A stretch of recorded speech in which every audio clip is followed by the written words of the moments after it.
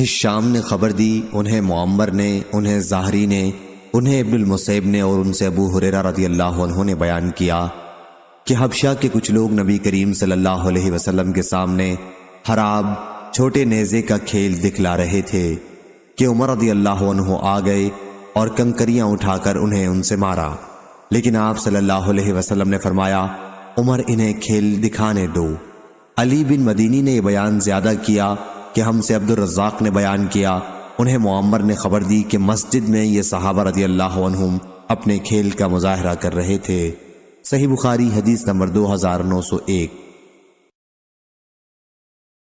اوزائی نے خبر دی، انہوں نے کہا کہ ہمیں اسحاق بن عبداللہ بن ابی طلحہ نے اور ان سے انس بن مالک رضی اللہ عنہ نے بیان کیا کہ ابو طلحہ رضی اللہ عنہ اپنی اور نبی کریم صلی اللہ علیہ وسلم کی آڑ ایک ہی ڈھال سے کر رہے تھے، اور ابو طلحہ رضی اللہ عنہ بڑے اچھے تیر انداز تھے۔ جب وہ تیر مارتے تو نبی اکرم صلی اللہ علیہ وسلم سر اٹھا کر دیکھتے کہ تیر کہاں جا کر گرا ہے۔ صحیح بخاری حدیث نمبر 2902۔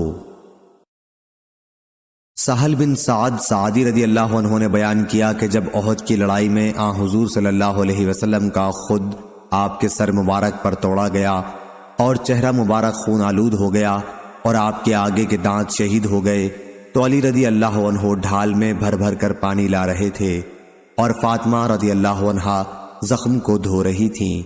جب انہوں نے دیکھا کہ خون پانی سے اور زیادہ نکل رہا ہے تو انہوں نے ایک چٹائی جلائی اور اس کی راکھ کو آپ کے زخموں پر لگا دیا، جس سے خون آنا بند ہو گیا۔ صحیح بخاری حدیث نمبر 2903۔ سفیان بن عینہ نے بیان کیا، ان سے عمر بن دینار نے، ان سے زہری نے، ان سے مالک بن اوس بن حدسان نے اور ان سے عمر رضی اللہ عنہ نے بیان کیا کہ بنو نذیر کے باغات وغیرہ اموال ان میں سے تھے جن کو اللہ تعالیٰ نے اپنے رسول صلی اللہ علیہ وسلم کو بغیر لڑنے کے دے دیا تھا۔ مسلمانوں نے ان کے حاصل کرنے کے لیے گھوڑے اور اونٹ نہیں دوڑائے تو یہ اموال خاص طور سے رسول اللہ صلی اللہ علیہ وسلم ہی کے تھے، جن میں سے آپ صلی اللہ علیہ وسلم اپنی ازواج مطہرات کو سالانہ نفقہ کے طور پر بھی دے دیتے تھے اور باقی ہتھیار اور گھوڑوں پر خرچ کرتے تھے تاکہ اللہ کے راستے میں جہاد کے لیے ہر وقت تیاری رہے۔ صحیح بخاری حدیث نمبر 2904۔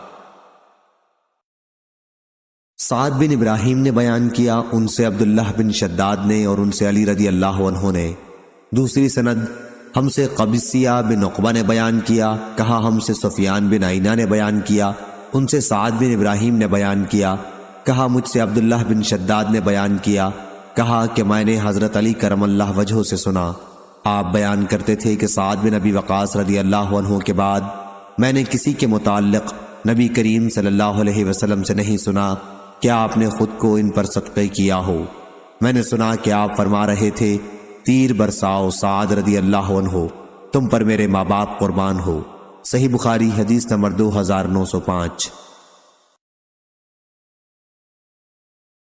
ابو الاسود نے بیان کیا، ان سے عروہ نے اور ان سے عائشہ رضی اللہ عنہا نے کہ رسول اللہ صلی اللہ علیہ وسلم میرے یہاں تشریف لائے تو دو لڑکیاں میرے پاس جنگ بعاث کے گیت گا رہی تھیں۔ آپ بستر پر لیٹ گئے اور چہرہ مبارک دوسری طرف کر لیا، اور اس کے بعد ابو بکر آ گئے اور آپ نے مجھے ڈانٹا کہ یہ شیطانی گانا اور رسول اللہ صلی اللہ علیہ وسلم کی موجودگی میں، لیکن آپ صلی اللہ علیہ وسلم ان کی طرف متوجہ ہوئے اور فرمایا کہ انہیں گانے دو۔ پھر جب ابو بکر رضی اللہ عنہ دوسری طرف متوجہ ہو گئے تو میں نے ان لڑکیوں کو اشارہ کیا اور وہ چلی گئیں۔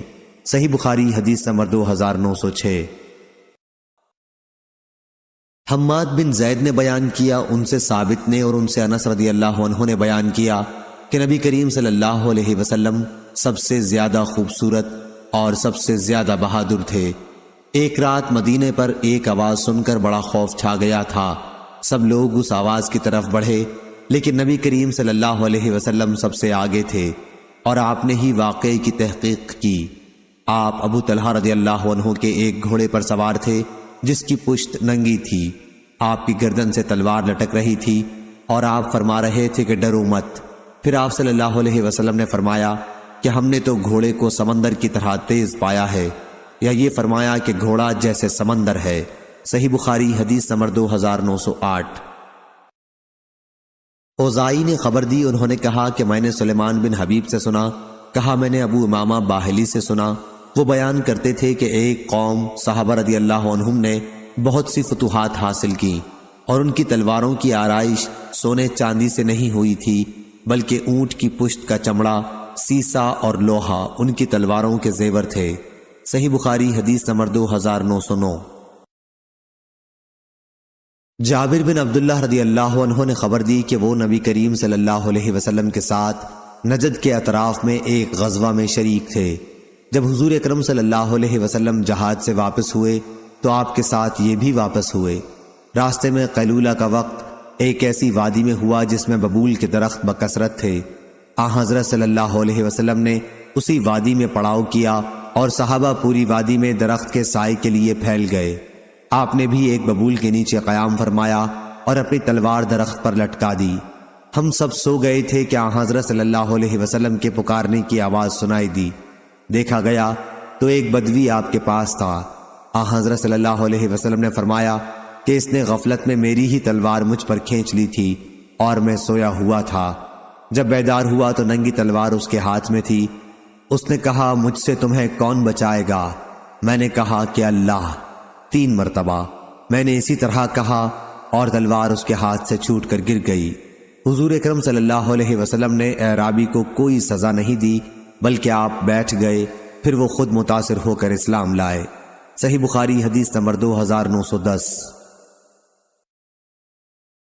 عبدالعزیز بن ابی حازم نے بیان کیا، ان سے ان کے والد نے اور ان سے سہل بن سعد سعدی رضی اللہ عنہ نے ان سے احد کی لڑائی میں نبی کریم صلی اللہ علیہ وسلم کے زخمی ہونے کے متعلق پوچھا گیا تو انہوں نے بتلایا کہ آپ کے چہرے مبارک پر زخم آئے اور آپ کے آگے کے دانت ٹوٹ گئے تھے اور خود آپ کے سر مبارک پر ٹوٹ گئی تھی جس سے سر پر زخم آئے تھے۔ حضرت فاطمہ زہرا رضی اللہ عنہا خون دھو رہی تھی اور علی کرم اللہ وجہہ پانی ڈال رہے تھے۔ جب حضرت فاطمہ رضی اللہ عنہا نے دیکھا کہ خون برابر بڑھتا ہی جا رہا ہے تو انہوں نے ایک چٹائی جلائی اور اس کی راکھ کو آپ کے زخموں پر لگا دیا جس سے خون بہنا بند ہو گیا۔ صحیح بخاری حدیث نمبر 2911۔ عبد الرحمن بن مہدی نے بیان کیا، ان سے سفیان سوری نے، ان سے ابو اسحاق نے اور ان سے عمر بن حارث رضی اللہ عنہ نے بیان کیا کہ نبی کریم صلی اللہ علیہ وسلم نے وفات کے بعد اپنے ہتھیار ایک سفید خچر اور ایک قطع رازی جس سے آپ پہلے ہی صدقہ کر چکے تھے کے سوا اور کوئی چیز نہیں چھوڑی تھی۔ صحیح بخاری حدیث نمبر 2912۔ شعیب نے خبر دی، انہیں زہری نے، ان سے سنان بن ابی سنان اور ابو سلمہ نے بیان کیا اور ان دونوں حضرات کو جابر رضی اللہ عنہ نے خبر دی۔ دوسری سند اور ہم سے موسیٰ بن اسماعیل نے بیان کیا، انہیں ابراہیم بن سعد نے خبر دی، انہیں ابن شہاب نے خبر دی، انہیں سنان بن ابی سنان الدولا نے اور انہیں جابر بن عبداللہ رضی اللہ عنہ نے خبر دی کہ وہ نبی کریم صلی اللہ علیہ وسلم کے ساتھ ایک لڑائی میں شریک تھے، ایک ایسے جنگل میں جہاں ببول کے درخت بکثرت تھے۔ قیلولہ کا وقت ہو گیا، تمام صحابہ سائے کی تلاش میں پوری وادی میں متفرق درختوں کے نیچے پھیل گئے اور نبی کریم صلی اللہ علیہ وسلم نے بھی ایک درخت کے نیچے قیام فرمایا۔ آپ نے تلوار درخت کے تنے سے لٹکا دی تھی اور سو گئے تھے۔ جب آپ بیدار ہوئے تو آپ کے پاس ایک اجنبی موجود تھا۔ اس اجنبی نے کہا تھا کہ اب تمہیں مجھ سے کون بچائے گا؟ پھر حضرت صلی اللہ علیہ وسلم نے آواز دی اور جب صحابہ رضی اللہ عنہم آپ کے قریب پہنچے تو آپ نے فرمایا کہ اس شخص نے میری ہی تلوار مجھ پر کھینچ لی تھی اور مجھ سے کہنے لگا تھا کہ اب تمہیں میرے ہاتھ سے کون بچا سکے گا؟ میں نے کہا کہ اللہ۔ اس پر وہ شخص خود ہی دہشت زدہ ہو گیا اور تلوار نیام میں کر لی، اب یہ بیٹھا ہوا ہے۔ حضرت صلی اللہ علیہ وسلم نے اسے کوئی سزا نہیں دی تھی۔ صحیح بخاری حدیث نمبر 2913۔ امام مالک نے خبر دی، انہیں عمر بن عبید اللہ کے مولا ابو نضر نے اور انہیں ابو قتادہ انصاری کے مولا نافع نے اور انہیں ابو قتادہ رضی اللہ عنہ نے کہ آپ رسول اللہ صلی اللہ علیہ وسلم کے ساتھ صلح حدیبیہ کے موقع پر مکے کے راستے میں آپ اپنے چند ساتھیوں کے ساتھ احرام باندھے ہوئے تھے، لشکر سے پیچھے رہ گئے۔ خود قتادہ رضی اللہ عنہ نے ابھی احرام نہیں باندھا تھا۔ پھر انہوں نے ایک گورخر دیکھا اور اپنے گھوڑے پر شکار کرنے کی نیت سے سوار ہو گئے۔ اس کے بعد انہوں نے اپنے ساتھیوں سے جو احرام باندھے ہوئے تھے کہا کہ کوڑا اٹھا دیں۔ انہوں نے اس سے انکار کیا۔ پھر انہوں نے اپنا نیزہ مانگا، اس کے دینے سے انہوں نے انکار کیا۔ آخر انہوں نے خود اسے اٹھایا اور گور خر پر جھپٹ پڑے اور اسے مار لیا۔ نبی کریم صلی اللہ علیہ وسلم کے صحابہ میں سے بعض نے تو اس گور خر کا گوشت کھایا اور بعض نے اس کے کھانے سے احرام کے عذر کی بنا پر انکار کیا۔ پھر جب یہ رسول اللہ صلی اللہ علیہ وسلم کی خدمت میں پہنچے تو اس کے متعلق مسئلہ پوچھا۔ حضرت صلی اللہ علیہ وسلم نے فرمایا کہ یہ تو ایک کھانے کی چیز تھی جو اللہ تعالیٰ نے تمہیں عطا کی۔ اور زید بن اسلم سے روایت ہے کہ ان سے عطا بن یسار نے بیان کیا اور ان سے ابو قتادہ رضی اللہ عنہ نے گورخر کے شکار سے متعلق ابو نظر ہی کی حدیث کی طرح، البتہ اس روایت میں یہ زائد ہے کہ نبی کریم صلی اللہ علیہ وسلم نے دریافت فرمایا، کیا اس کا کچھ بچا ہوا گوشت ابھی تمہارے پاس موجود ہے؟ صحیح بخاری حدیث نمبر 2914۔ خالد حذا نے بیان کیا، ان سے اکرمہ نے اور ان سے ابن عباس رضی اللہ عنہ نے بیان کیا کہ نبی کریم صلی اللہ علیہ وسلم بدر کے دن دعا فرما رہے تھے۔ اس وقت آپ ایک خیمہ میں تشریف فرما تھے کہ اے اللہ، میں تیرے عہد اور تیرے وعدے کا واسطہ دے کر فریاد کرتا ہوں، اے اللہ اگر تو چاہے تو آج کے بعد تیری عبادت نہ کی جائے گی۔ اس پر حضرت ابو بکر رضی اللہ عنہ نے آپ کا ہاتھ پکڑ لیا اور عرض کیا، بس کیجئے اے اللہ کے رسول، آپ نے اپنے رب کے حضور میں دعا کی حد کر دی ہے۔ حضرت صلی اللہ علیہ وسلم اس وقت زرہ پہنے ہوئے تھے۔ آپ باہر تشریف لائے تو زبان مبارک پر یہ آیت تھی۔ ترجمہ: جماعت مشرکین جلد ہی شکست کھا کر بھاگ جائے گی اور پیٹھ دکھانا اختیار کرے گی، اور قیامت کے دن کا ان سے وعدہ ہے، اور قیامت کا دن بڑا ہی بھیانک اور تلخ ہوگا۔ اور وہیب نے بیان کیا، ان سے خالد نے بیان کیا کہ بدر کے دن کا یہ واقعہ ہے۔ صحیح بخاری حدیث نمبر 2915۔ سفیان سوری نے خبر دی، انہیں عامش نے، انہیں ابراہیم نے، انہیں اسود نے اور ان سے ام المومنین حضرت عائشہ رضی اللہ عنہا نے بیان کیا کہ جب رسول اللہ صلی اللہ علیہ وسلم کی وفات ہوئی تو آپ کی ذرہ ایک یہودی کے پاس 30 ساعت جو کے بدلے میں رہن رکھی ہوئی تھی۔ اور یہ علی نے بیان کیا کہ ہم سے عامش نے بیان کیا کہ لوہے کی ذرہ تھی، اور معلی نے بیان کیا، ان سے عبد الواحد نے بیان کیا، ان سے عامش نے بیان کیا کہ حضرت صلی اللہ علیہ وسلم نے لوہے کی ایک ذرہ رہن رکھی تھی۔ صحیح بخاری حدیث نمبر 2916۔ عبداللہ بن طاؤس نے بیان کیا، ان سے ان کے باپ نے اور ان سے ابو ہریرہ رضی اللہ عنہ نے کہ نبی کریم صلی اللہ علیہ وسلم نے فرمایا، بخیل جو زکوٰۃ نہیں دیتا اور زکوٰۃ دینے والے سخی کی مثال 2 آدمیوں جیسی ہے، دونوں لوہے کے کرتے زرہ پہنے ہوئے ہیں، دونوں کے ہاتھ گردن سے بندھے ہوئے ہیں۔ زکوٰۃ دینے والا سخی جب بھی زکوٰۃ کا ارادہ کرتا ہے تو اس کا کرتا اتنا کشادہ ہو جاتا ہے کہ زمین پر چلتے میں گھسیٹتا جاتا ہے، لیکن جب بخیل صدقے کا ارادہ کرتا ہے تو اس کی زرہ کا ایک حلقہ اس کے بدن پر تنگ ہو جاتا ہے اور اس طرح سکڑ جاتا ہے کہ اس کے ہاتھ اس کی گردن سے جڑ جاتے ہیں۔ ابو ہریرہ رضی اللہ عنہ نے نبی کریم صلی اللہ علیہ وسلم کو یہ فرماتے سنا کہ پھر بخیل اسے ڈھیلا کرنا چاہتا ہے لیکن وہ ڈھیلا نہیں ہوتا۔ صحیح بخاری حدیث نمبر 2917۔ مسروق نے بیان کیا اور ان سے مغیرہ بن شعبہ نے بیان کیا کہ رسول اللہ صلی اللہ علیہ وسلم قضائے حاجت کے لیے تشریف لے گئے۔ جب آپ واپس ہوئے تو میں پانی لے کر خدمت میں حاضر ہوا۔ آپ شامی جبہ پہنے ہوئے تھے۔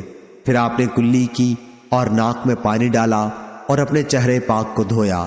اس کے بعد ہاتھ دھونے کے لیے آستین چڑھانے کی کوشش کی، لیکن آستین تنگ تھی، اس لیے ہاتھوں کو نیچے سے نکالا، پھر انہیں دھویا اور سر کا مسح کیا اور دونوں موزوں ہر دو کا بھی مسح کیا۔ صحیح بخاری حدیث نمبر 2918۔ سعید بن ابی عروبہ نے بیان کیا، ان سے قتادہ نے اور ان سے انس بن مالک رضی اللہ عنہ نے کہ نبی کریم صلی اللہ علیہ وسلم نے عبد الرحمن بن عوف اور زبیر رضی اللہ عنہ کو خارش کے مرض کی وجہ سے ریشمی کرتا پہننے کی اجازت دے دی تھی، جو ان دونوں کو لاحق ہو گئی تھی، جو اس مرض میں مفید ہے۔ صحیح بخاری حدیث نمبر 2919۔ حمام نے بیان کیا، ان سے قتادہ نے اور ان سے انس رضی اللہ عنہ نے۔ دوسری سند اور ہم سے محمد بن سنان نے بیان کیا، کہا ہم سے حمام نے بیان کیا، ان سے قتادہ نے اور ان سے انس رضی اللہ عنہ نے کہ عبد الرحمن بن عوف اور زبیر بن عوام رضی اللہ عنہ نے نبی کریم صلی اللہ علیہ وسلم سے جوؤں کی شکایت کی تو رسول اللہ صلی اللہ علیہ وسلم نے انہیں ریشمی کپڑے کے استعمال کی اجازت دے دی۔ پھر میں نے جہاد میں انہیں ریشمی کپڑا پہنے ہوئے دیکھا۔ صحیح بخاری حدیث نمبر 2920۔ قتادہ نے خبر دی اور ان سے انس رضی اللہ عنہ نے بیان کیا کہ نبی کریم صلی اللہ علیہ وسلم نے عبد الرحمن بن عوف اور زبیر بن عوام رضی اللہ عنہ کو ریشمی کپڑے پہننے کی اجازت دے دی تھی۔ صحیح بخاری حدیث نمبر 2921۔ شعبہ نے بیان کیا، انہوں نے قتادہ سے سنا اور انہوں نے انس رضی اللہ عنہ سے کہ نبی کریم صلی اللہ علیہ وسلم نے رخصت دی تھی یا یہ بیان کیا کہ رخصت دی گئی تھی ان دونوں حضرات کو خارش کی وجہ سے جو ان کو لاحق ہو گئی تھی۔ صحیح بخاری حدیث نمبر 2922۔ ابراہیم بن سعد نے بیان کیا، ان سے ابن شہاب نے، ان سے جعفر بن عمرو بن امیہ نے اور ان سے ان کے والد نے بیان کیا کہ میں نے نبی کریم صلی اللہ علیہ وسلم کو دیکھا کہ آپ صلی اللہ علیہ وسلم شانے کا گوشت چھری سے کاٹ کر کھا رہے تھے۔ پھر نماز کے لیے اذان ہوئی تو آپ نے نماز پڑھی لیکن وضو نہیں کیا۔ ہم سے ابو الیمان نے بیان کیا، کہا ہم کو شعیب نے خبر دی اور انہیں ظاہری نے۔ اس روایت میں یہ زیادتی بھی موجود ہے کہ جب آپ نماز کے لیے بلائے گئے تو آپ نے چھری ڈال دی۔ صحیح بخاری حدیث نمبر 2923۔ ثور بن یزید نے بیان کیا، ان سے خالد بن معدان نے اور ان سے عمیر بن اسود اونسی نے بیان کیا کہ وہ عبادہ بن صامت رضی اللہ عنہ کی خدمت میں حاضر ہوئے۔ آپ کا قیام ساحل حمص پر اپنے ہی ایک مکان میں تھا اور آپ کے ساتھ آپ کی بیوی ام حرام رضی اللہ عنہا بھی تھیں۔ عمیر نے بیان کیا کہ ہم سے ام حرام رضی اللہ عنہا نے بیان کیا کہ میں نے نبی کریم صلی اللہ علیہ وسلم سے سنا ہے، آپ نے فرمایا تھا کہ میری امت کا سب سے پہلا لشکر جو دریائی سفر کر کے جہاد کے لیے جائے گا اس نے اپنے لیے اللہ تعالیٰ کی رحمت و مغفرت واجب کر لی۔ ام حرام رضی اللہ عنہا نے بیان کیا کہ میں نے کہا تھا یا رسول اللہ کیا میں بھی ان کے ساتھ ہوں گی؟ آپ نے فرمایا کہ ہاں تم بھی ان کے ساتھ ہوگی۔ پھر نبی کریم صلی اللہ علیہ وسلم نے فرمایا سب سے پہلا لشکر میری امت کا جو قیصر رومیوں کے بادشاہ کے شہر قسطنطنیہ پر چڑھائی کرے گا ان کی مغفرت ہوگی۔ میں نے کہا میں بھی ان کے ساتھ ہوں گی یا رسول اللہ؟ آپ نے فرمایا کہ نہیں۔ صحیح بخاری حدیث نمبر 2924۔ امام مالک نے بیان کیا، ان سے نافع نے اور ان سے عبداللہ بن عمر رضی اللہ عنہ نے کہ رسول کریم صلی اللہ علیہ وسلم نے فرمایا ایک دور آئے گا جب تم یہودیوں سے جنگ کرو گے اور وہ شکست کھا کر بھاگتے پھریں گے۔ کوئی یہودی اگر پتھر کے پیچھے چھپ جائے گا تو پتھر بھی بول اٹھے گا کہ اے اللہ کے بندے، یہ یہودی میرے پیچھے چھپا بیٹھا ہے، اسے قتل کر ڈال۔ صحیح بخاری حدیث نمبر 2925۔ جریر نے خبر دی عمارہ بن قعقاع سے، انہیں ابو زرعہ نے اور ان سے ابو ہریرہ رضی اللہ عنہ نے بیان کیا کہ نبی کریم صلی اللہ علیہ وسلم نے فرمایا قیامت اس وقت تک قائم نہ ہوگی جب تک یہودیوں سے تمہاری جنگ نہ ہو لے گی، اور وہ پتھر بھی اس وقت اللہ تعالیٰ کے حکم سے بول اٹھیں گے جس کے پیچھے یہودی چھپا ہوا ہوگا، کیا اے مسلمان یہ یہودی میری آڑ لے کر چھپا ہوا ہے، اسے قتل کر ڈالو۔ صحیح بخاری حدیث نمبر 2926۔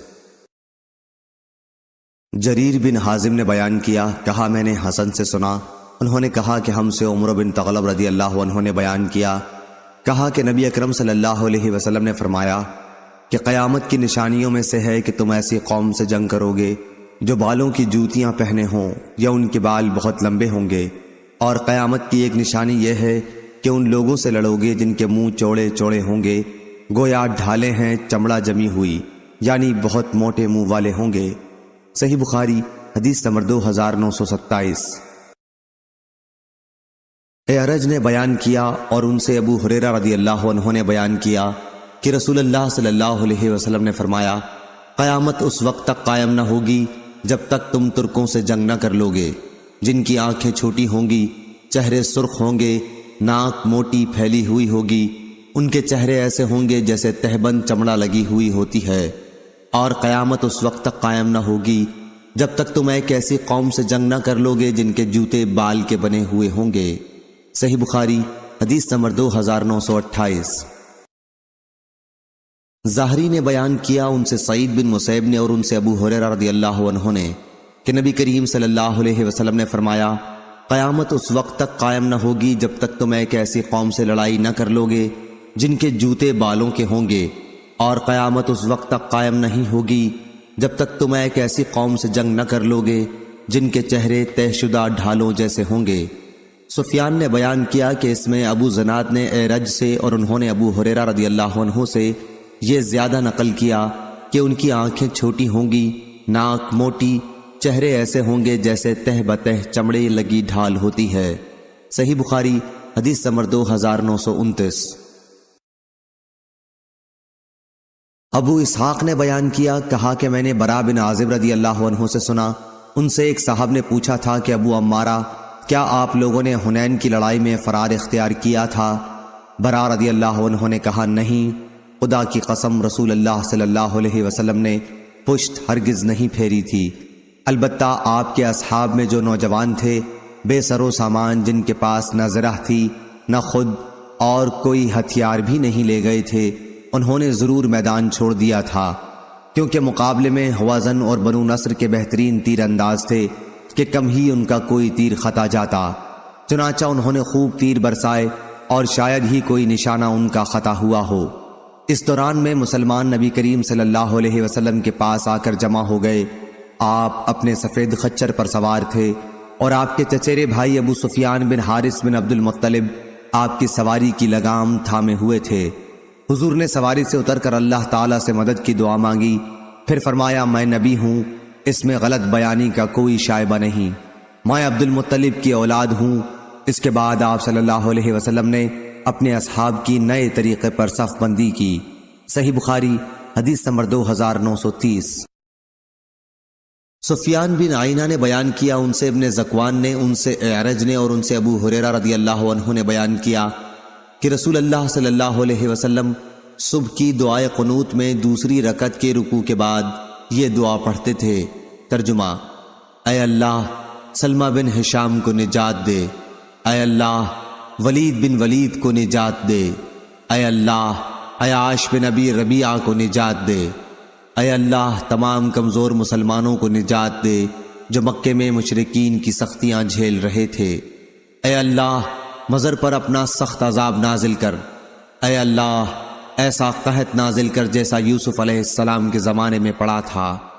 صحیح بخاری حدیث نمبر 2932۔ اسماعیل بن ابی خالد نے خبر دی اور انہوں نے عبداللہ بن ابی اوفی رضی اللہ عنہ سے سنا، آپ بیان کرتے تھے کہ غزوہ احزاب کے موقع پر رسول اللہ صلی اللہ علیہ وسلم نے یہ دعا کی تھی، اے اللہ کتاب کے نازل کرنے والے، قیامت کے دن حساب بڑی سرعت سے لینے والے، اے اللہ مشرکوں اور کفار کی جماعتوں کو جو مسلمانوں کا استحصال کرنے آئی ہیں شکست دے، اے اللہ انہیں شکست دے اور انہیں جھنجھوڑ کر رکھ دے۔ صحیح بخاری حدیث نمبر 2933۔ جعفر بن عون نے بیان کیا، ہم سے سفیان ثوری نے، ان سے ابو اسحاق نے، ان سے عمرو بن میمون نے اور ان سے عبداللہ بن مسعود رضی اللہ عنہ نے کہ نبی کریم صلی اللہ علیہ وسلم کعبے کے سائے میں نماز پڑھ رہے تھے۔ ابو جہل اور قریش کے بعض دوسرے لوگوں نے کہا کہ اونٹ کی اوجڑی لا کر کون ان پر ڈالے گا؟ مکہ کے کنارے ایک اونٹ ذبح ہوا تھا اور اسی کی اوجڑی لانے کے واسطے ان سبوں نے اپنے آدمی بھیجے اور وہ اس اونٹ کی اوجڑی اٹھا لائے اور اسے نبی کریم صلی اللہ علیہ وسلم کے اوپر نماز پڑھتے ہوئے ڈال دیا۔ اس کے بعد فاطمہ رضی اللہ عنہا آئیں اور انہوں نے آپ صلی اللہ علیہ وسلم کے اوپر سے اس گندگی کو ہٹایا۔ حضرت صلی اللہ علیہ وسلم نے اس وقت یہ بد دعا کی کہ اے اللہ قریش کو پکڑ، اے اللہ قریش کو پکڑ، اے اللہ قریش کو پکڑ۔ ابو جہل بن ہشام، عتبہ بن ربیعہ، شیبہ بن ربیعہ، ولید بن عتبہ، ابی بن خلف اور عقبہ بن ابی معیط سب کو پکڑ لے۔ عبداللہ بن مسعود رضی اللہ عنہ نے کہا، چنانچہ میں نے ان سب کو جنگ بدر میں بدر کے کنویں میں دیکھا کہ سب کو قتل کر کے اس میں ڈال دیا گیا تھا۔ ابو اسحاق نے کہا کہ میں 7ویں شخص کا جس کے حق میں آپ نے بد دعا کی تھی نام بھول گیا، اور یوسف بن ابی اسحاق نے کہا کہ ان سے اسحاق نے سفیان کی روایت میں ابی بن خلف کے بجائے امیہ بن خلف بیان کیا، اور شعبہ نے کہا کہ امیہ یا ابی شک کے ساتھ ہے، لیکن صحیح امیہ ہے۔ صحیح بخاری حدیث نمبر 2934۔ حماد بن زید نے بیان کیا، ان سے ایوب سختیانی نے، ان سے ابن ابی ملیکہ نے، اور ان سے عائشہ رضی اللہ عنہا نے کہ بعض یہودی نبی کریم صلی اللہ علیہ وسلم کی خدمت میں آئے اور کہا، السلام علیکم، تم پر موت آئے۔ میں نے ان پر لعنت بھیجی۔ آپ نے فرمایا، کیا بات ہوئی؟ میں نے کہا، کیا انہوں نے ابھی جو کہا تھا آپ نے نہیں سنا؟ آپ نے فرمایا، کیا اور تم نے نہیں سنا کہ میں نے اس کا کیا جواب دیا؟ وعلیکم، یعنی تم پر بھی وہی آئے، یعنی میں نے کوئی برا لفظ زبان سے نہیں نکالا، صرف ان کی بات انہی پر لوٹا دی۔ صحیح بخاری حدیث نمبر 2935۔ ابن شہاب نے خبر دی، ان سے ان کے چچا نے بیان کیا، انہوں نے کہا کہ مجھے عبید اللہ بن عبداللہ بن عتبہ بن مسعود نے خبر دی، انہیں عبداللہ بن عباس رضی اللہ عنہ نے خبر دی کہ رسول اللہ صلی اللہ علیہ وسلم نے روم کے بادشاہ قیصر کو خط لکھا، جس میں آپ نے یہ بھی لکھا تھا کہ اگر تم نے اسلام کی دعوت سے منہ موڑا تو اپنے گناہ کے ساتھ ان کاشتکاروں کا بھی گناہ تم پر پڑے گا جن پر تم حکمرانی کر رہے ہو۔ صحیح بخاری حدیث نمبر 2936۔ عبد الرحمن نے بیان کیا کہ ابو ہریرہ رضی اللہ عنہ نے بیان کیا کہ طفیل بن عمرو دوسی رضی اللہ عنہ اپنے ساتھیوں کے ساتھ حضور اکرم صلی اللہ علیہ وسلم کی خدمت میں حاضر ہوئے اور عرض کیا کہ یا رسول اللہ صلی اللہ علیہ وسلم، قبیلہ دوس کے لوگ سرکشی پر اتر آئے ہیں اور اللہ کا کلام سننے سے انکار کرتے ہیں، آپ ان پر بد دعا کیجئے۔ پاس صحابہ رضی اللہ عنہم نے کہا کہ اب دوس کے لوگ برباد ہو جائیں گے، لیکن آپ صلی اللہ علیہ وسلم نے فرمایا، اے اللہ، دوس کے لوگوں کو ہدایت دے اور انہیں دائرہ اسلام میں کھینچ لا۔ صحیح بخاری حدیث نمبر 2937۔ شعبہ نے خبر دی قتادہ سے، انہوں نے کہا کہ میں نے انس رضی اللہ عنہ سے سنا کہ آپ بیان کرتے تھے کہ جب نبی کریم صلی اللہ علیہ وسلم نے شاہ روم کو خط لکھنے کا ارادہ کیا تو آپ سے کہا گیا کہ وہ لوگ کوئی خط اس وقت تک قبول نہیں کرتے جب تک وہ سر بمہر نہ ہو۔ چنانچہ حضرت صلی اللہ علیہ وسلم نے ایک چاندی کی انگوٹھی بنوائی، گویا دست مبارک پر اس کی سفیدی میری نظروں کے سامنے ہے، اس انگوٹھی پر محمد الرسول اللہ کھدا ہوا تھا۔ صحیح بخاری حدیث نمبر 2938۔ عبید اللہ بن عبداللہ بن عتبہ نے خبر دی اور انہیں عبداللہ بن عباس رضی اللہ عنہ نے کہ رسول اللہ صلی اللہ علیہ وسلم نے اپنا خط کسرا کے پاس بھیجا۔ آپ نے ایلچی سے یہ فرمایا تھا کہ وہ آپ صلی اللہ علیہ وسلم کے خط کو بحرین کے گورنر کو دے دیں، بحرین کا گورنر اسے کسرا کے دربار میں پہنچا دے گا۔ جب کسرا نے مکتوب پڑھا تو اسے اس نے پھاڑ ڈالا۔ مجھے یاد ہے کہ سعید بن مسیب نے بیان کیا تھا کہ پھر نبی کریم صلی اللہ علیہ وسلم نے اس پر بد دعا کی تھی کہ وہ بھی پارا پارا ہو جائے، چنانچہ ایسا ہی ہوا۔ صحیح بخاری حدیث نمبر 2939۔ ابو سفیان رضی اللہ عنہ نے خبر دی کہ قریش کے قافلے کے ساتھ وہ ان دنوں شام میں مقیم تھے۔ یہ قافلہ اس دور میں یہاں تجارت کی غرض سے آیا تھا جس میں حضرت صلی اللہ علیہ وسلم اور کفار قریش میں باہم صلح ہو چکی تھی، صلح حدیبیہ۔ ابو سفیان نے کہا کہ قیصر کے آدمی کی ہم سے شام کے ایک مقام پر ملاقات ہوئی اور وہ مجھے اور میرے ساتھیوں کو اپنے ساتھ قیصر کے دربار میں بیت المقدس لے کر چلا۔ پھر جب ہم ایلیا بیت المقدس پہنچے تو قیصر کے دربار میں ہماری بازیابی ہوئی۔ اس وقت قیصر دربار میں بیٹھا ہوا تھا، اس کے سر پر تاج تھا اور روم کے امراء اس کے ارد گرد تھے۔ اس نے اپنے ترجمان سے کہا کہ ان سے پوچھو کہ جنہوں نے ان کی یہاں نبوت کا دعویٰ کیا ہے، نسب کے اعتبار سے ان کے قریب میں سے کون شخص ہے؟ ابو سفیان نے کہا کہ میں نے کہا میں نسب کے اعتبار سے ان کے زیادہ قریب ہوں۔ قیصر نے پوچھا تمہاری اور ان کی قرابت کیا ہے؟ میں نے کہا رشتے میں وہ میرے چچا زاد بھائی ہوتے ہیں۔ اتفاق تھا کہ اس مرتبہ قافلے میں میرے سوا بنی عبد مناف کا اور آدمی موجود نہیں تھا۔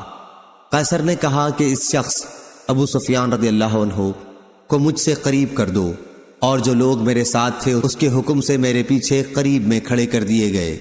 اس کے بعد اس نے اپنے ترجمان سے کہا کہ اس شخص ابو سفیان کے ساتھیوں سے کہہ دو کہ اس سے میں ان صاحب کے بارے میں پوچھوں گا جو نبی ہونے کے مدعی ہے، اگر یہ ان کے بارے میں کوئی جھوٹ بات کہے تو تم فوراً اس کی تکذیب کر دو۔ ابو سفیان نے بیان کیا کہ خدا کی قسم اگر اس دن اس بات کی شرم نہ ہوتی کہ کہیں میرے ساتھی میری تکذیب نہ کر بیٹھیں تو میں ان سوالات کے جوابات میں ضرور جھوٹ بول جاتا جو اس نے حضرت صلی اللہ علیہ وسلم کے بارے میں کیے تھے، لیکن مجھے تو اس کا خطرہ لگا رہا کہ کہیں میرے ساتھی میری تکذیب نہ کر دیں، اس لیے میں نے سچائی سے کام لیا۔ اس کے بعد اس نے اپنے ترجمان سے کہا، اس سے پوچھو کہ تم لوگوں میں ان صاحب کا نسب کیسا سمجھا جاتا ہے۔ میں نے بتایا کہ ہم میں ان کا نسب بہت عمدہ سمجھا جاتا ہے۔ اس نے پوچھا، اچھا یہ نبوت کا دعویٰ اس سے پہلے بھی تمہارے یہاں کسی نے کیا تھا؟ میں نے کہا کہ نہیں۔ اس نے پوچھا، کیا اس دعویٰ سے پہلے ان پر کوئی جھوٹ کا الزام تھا؟ میں نے کہا کہ نہیں۔ اس نے پوچھا، ان کے باپ دادوں میں کوئی بادشاہ گزرا ہے؟ میں نے کہا کہ نہیں۔ اس نے پوچھا، تو اب بڑے امیر لوگ ان کی اتباع کرتے ہیں یا کمزور اور کم حیثیت کے لوگ؟ میں نے کہا کہ کمزور اور معمولی حیثیت کے لوگ ہی ان کے زیادہ تر ماننے والے ہیں۔ اس نے پوچھا کہ اس کے ماننے والوں کی تعداد بڑھتی رہتی ہے یا گھٹتی جا رہی ہے؟ میں نے کہا جی نہیں، تعداد برابر بڑھتی جا رہی ہے۔ اس نے پوچھا، کوئی ان کے دین سے بیزار ہو کر اسلام لانے کے بعد پھر بھی گیا ہے کیا؟ میں نے کہا کہ نہیں۔ اس نے پوچھا، انہوں نے کبھی وعدہ خلافی بھی کی ہے؟ میں نے کہا کہ نہیں، لیکن آج کل ہمارا ان سے ایک معاہدہ ہو رہا ہے اور ہمیں ان کی طرف سے معاہدے کی خلاف ورزی کا خطرہ ہے۔ ابو سفیان نے کہا کہ پوری گفتگو میں سوائے اس کے اور کوئی ایسا موقع نہیں ملا جس میں کوئی ایسی بات جھوٹی ملا سکوں جس سے حضرت صلی اللہ علیہ وسلم کی توہین ہو اور اپنے ساتھیوں کی طرف سے بھی جھٹلانے کا ڈر نہ ہو۔ اس نے پھر پوچھا، کیا تم نے کبھی ان سے لڑائی کی ہے یا انہوں نے تم سے جنگ کی ہے؟ میں نے کہا کہ ہاں۔ اس نے پوچھا، تمہاری لڑائی کا کیا نتیجہ نکلتا ہے؟ میں نے کہا، لڑائی میں ہمیشہ کسی ایک گروہ نے فتح نہیں حاصل کی، کبھی وہ ہمیں مغلوب کر لیتے ہیں اور کبھی ہم انہیں۔ اس نے پوچھا، وہ تمہیں کن کاموں کا حکم دیتے ہیں؟ کہا، ہمیں وہ اس کا حکم دیتے ہیں کہ ہم صرف اللہ کی عبادت کریں اور اس کا کسی کو بھی شریک نہ ٹھہرائیں۔ ہمیں ان بتوں کی عبادت سے منع کرتے ہیں جن کی ہمارے باپ دادا عبادت کیا کرتے تھے۔ نماز، صدقہ، پاک بازی و مروت و وفا، عہد اور امانت کے ادا کرنے کا حکم دیتے ہیں۔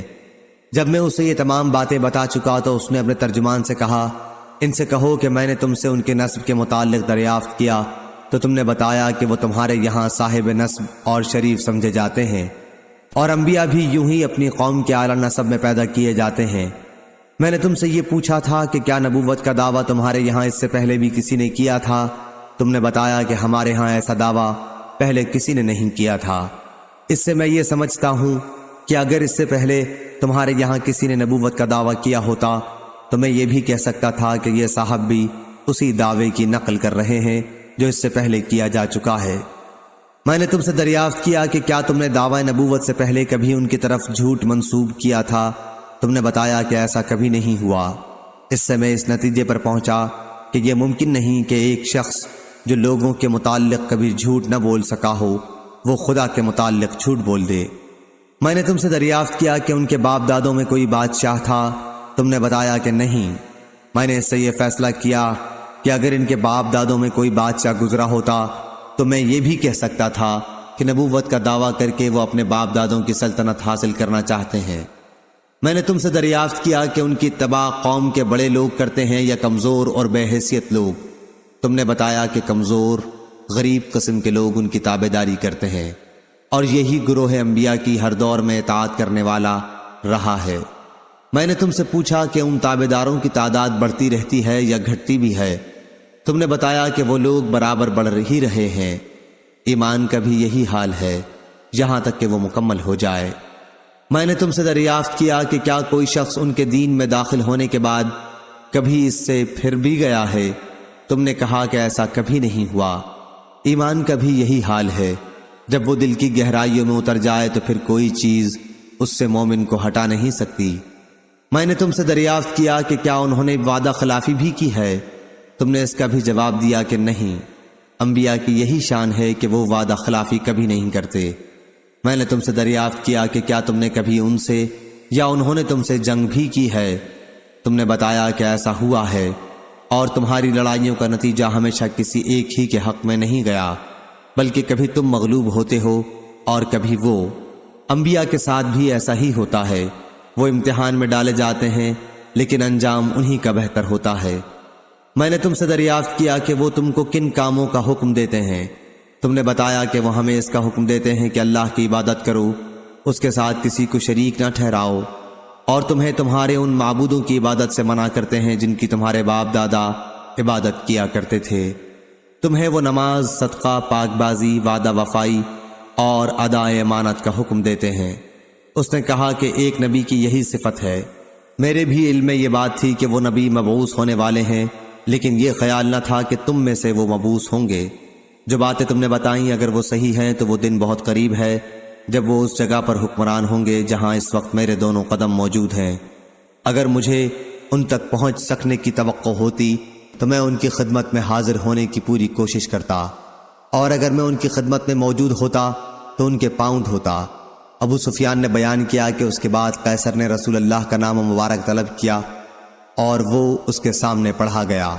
اس میں لکھا ہوا تھا، ترجمہ: شروع کرتا ہوں اللہ کے نام سے جو بڑا ہی مہربان نہایت رحم کرنے والا ہے۔ یہ خط ہے محمد اللہ کے بندے اور اس کے رسول کی طرف سے روم کے بادشاہ ہرقل کی طرف۔ اس شخص پر سلامتی ہو جو ہدایت قبول کر لے۔ اما بعد، میں تمہیں اسلام کی دعوت دیتا ہوں۔ اسلام قبول کرو، تمہیں بھی سلامتی و امن حاصل ہوگی، اور اسلام قبول کرو، اللہ تمہیں دوہرا اجر دے گا۔ ایک تمہارے اپنے اسلام کا اور دوسرا تمہاری قوم کے اسلام کا جو تمہاری وجہ سے اسلام میں داخل ہوگی۔ لیکن اگر تم نے اس دعوت سے منہ موڑ لیا تو تمہاری رعایا کا گناہ بھی تم پر ہوگا۔ اور اے اہل کتاب، ایک ایسے کلمے پر آ کر ہم سے مل جاؤ جو ہمارے اور تمہارے درمیان ایک ہی ہے، یہ کہ ہم اللہ کے سوا اور کسی کی عبادت نہ کریں، نہ اس کے ساتھ کسی کو شریک ٹھہرائیں، اور نہ ہم میں سے کوئی اللہ کو چھوڑ کر آپس میں ایک دوسرے کو پروردگار بنائے۔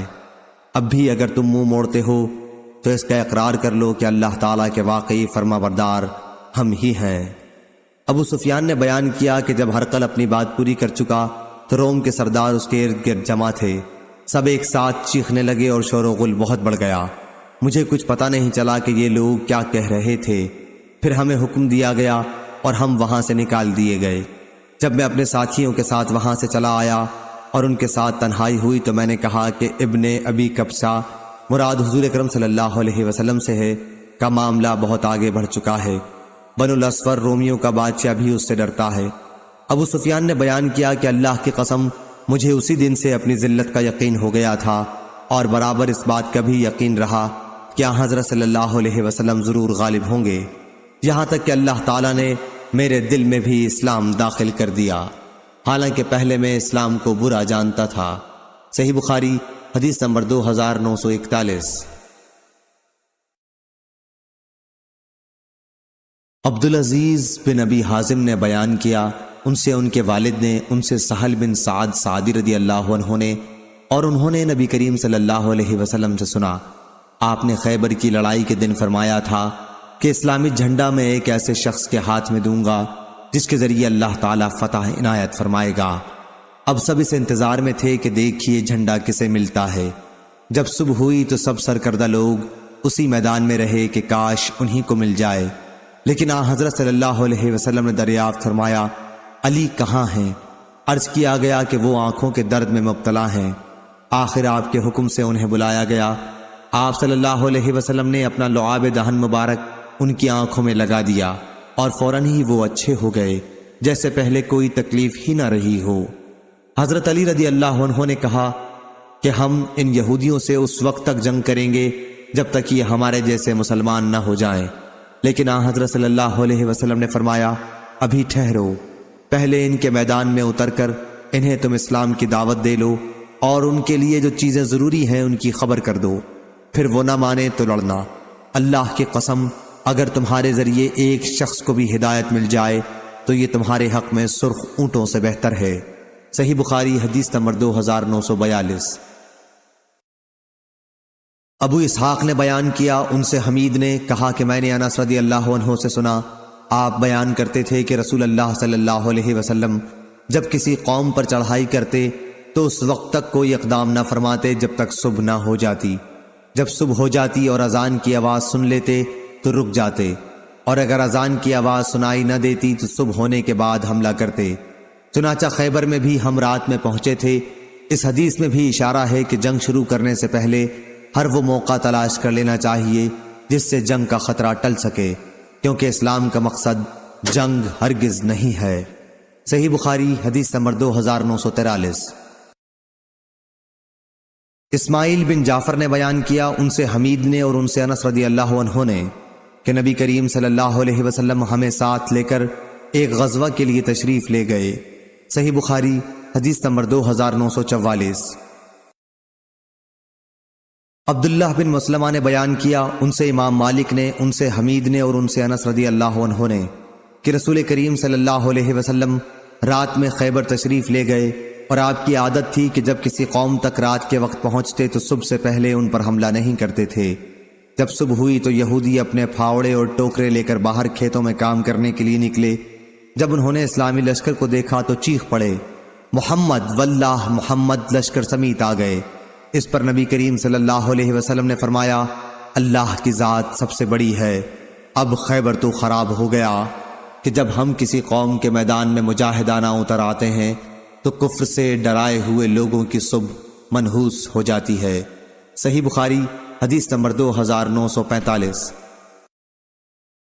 سعید بن مسیب نے بیان کیا اور ان سے ابو ہریرہ رضی اللہ عنہ نے کہ رسول کریم صلی اللہ علیہ وسلم نے فرمایا کہ مجھے حکم دیا گیا ہے کہ میں لوگوں سے اس وقت تک جنگ کرتا رہوں یہاں تک کہ وہ اس کا اقرار کر لیں کہ اللہ کے سوا اور کوئی معبود نہیں۔